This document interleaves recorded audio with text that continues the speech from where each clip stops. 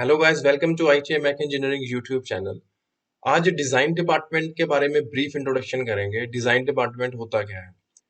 Design department को जानने से पहले हमें ये पता होना चाहिए डिजाइन क्या होता है और उसकी कितनी टाइप होती है।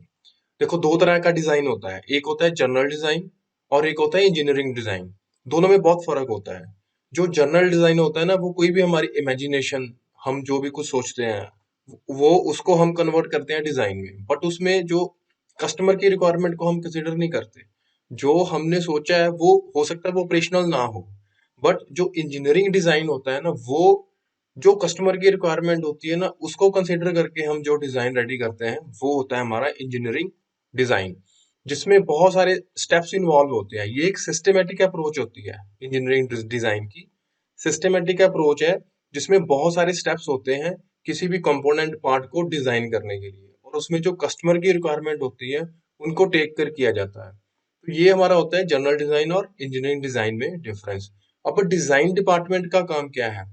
देखो, कोई भी प्रोडक्ट कंपोनेंट मैन्युफैक्चर करना होता है ना, तो उसके लिए कुछ बेस चाहिए। तो जो डिजाइन डिपार्टमेंट है वो बेस प्रोवाइड करता है in the form of drawing. जो ड्राइंग है वो एक ग्राफिकल लैंग्वेज है। जो एक ऑपरेटर है, जो मशीनिस्ट है, वो समझता है उसने कौन से पार्ट में कौन सा ऑपरेशन लगाना है, उसकी क्या वैल्यू सेट करनी है। तो वो सारा ड्राइंग के ऊपर मेंशन करा होता है। एक एग्जांपल से अब आपको क्लियर होगा। जैसे हमने कोई शर्ट स्टिच करवानी होती है ना, तो उसमें क्या होता है, जो हमारा इनपुट होता है वो शर्ट स्टिच करवानी होती है। हम उसको क्या देते हैं, रॉ मटेरियल देते हैं, अनस्टिच क्लोथ देते हैं उसको। तो वो जो टेलर होता है ना, वो शर्ट रेडी करता है। अब वो करेगा कैसे, वो हमारी मेजरमेंट लेता है।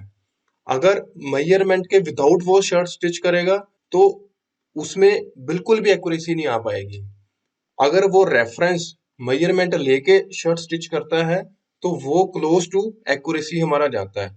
हाँ, कई बार होता है ऐसे, उसके बाद हमें थोड़ा सा ऑल्टर करवाना पड़ता है। सेम वे जो डिजाइन डिपार्टमेंट है ना, वो ड्राइंग का रेफरेंस देता है। कोई भी अगर हमने पार्ट मैन्युफैक्चर करना है और वो पार्ट रेडी करना है, तो with the help of drawing, drawing का रेफरेंस लेके वो पार्ट रेडी होगा। अगर हम विदाउट ड्राइंग उस पार्ट को मैन्युफैक्चर करेंगे, तो सेम वे उसमें जो एक्यूरेसी है वो उसकी परसेंटेज बहुत ही कम रहेगी। बट अगर हम ड्राइंग का रेफरेंस लेंगे तो उसमें जो एक्यूरेसी है वो क्लोज टू 90 अबव के रहेगी। डिजाइन डिपार्टमेंट किसी भी ऑर्गेनाइजेशन का एज ए ब्रेन काम करता है, क्योंकि इसमें जो ड्राइंग्स पे हमने रेफरेंसेस दिए हैं उसी का रेफरेंस लेके हमारा जो प्रोडक्ट बनेगा। तो उसमें सारी कैलकुलेशन, सारी कस्टमर की रिक्वायरमेंट, जो भी स्टैंडर्ड्स रहते हैं उनको सबको कंसिडर करके हम पार्ट की ड्राइंग रेडी करते हैं। डिजाइन डिपार्टमेंट की ये प्राइम रिस्पॉन्सिबिलिटी रहती है। डिजाइन डिपार्टमेंट के बेसिकली तीन सेगमेंट होते हैं। ये हम डिटेल में करेंगे नेक्स्ट वीडियो में, बट मैं आपको थोड़ा सा इसका ओवरव्यू देता हूँ, जिसमें कैड, कैम और सीएई मेजर तीन डोमेन रहते हैं। कैड कंप्यूटर एडेड डिजाइन रहती है हमारा, जिसमें हम drawings, 2D 3D model drawings बनाते हैं।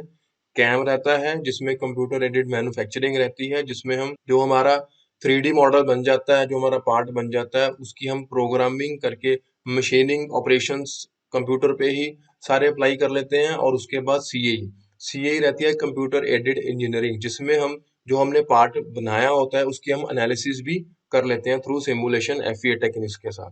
तो ये तीन डोमेन रहते हैं कैड, कैम, सीए के। तो आई होप आपको डिजाइन डिपार्टमेंट की क्लैरिटी होगी। उसका जो प्राइम रिस्पॉन्सिबिलिटी या रोल रहता है ना, वो एक रेफरेंस प्रोवाइड करना कोई भी प्रोडक्ट या कंपोनेंट की मैन्युफैक्चरिंग के लिए। So thank you so much, see you in the next video.